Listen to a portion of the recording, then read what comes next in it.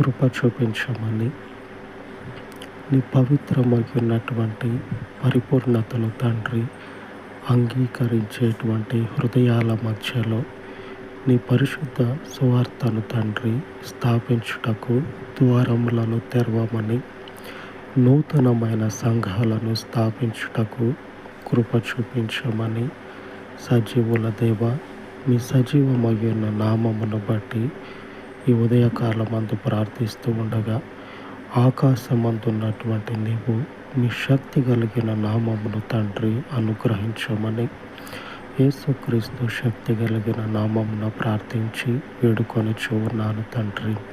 ఆమేన్, ఆమేన్.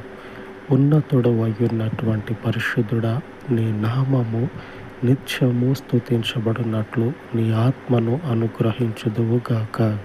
ఆమేన్, ఆమేన్.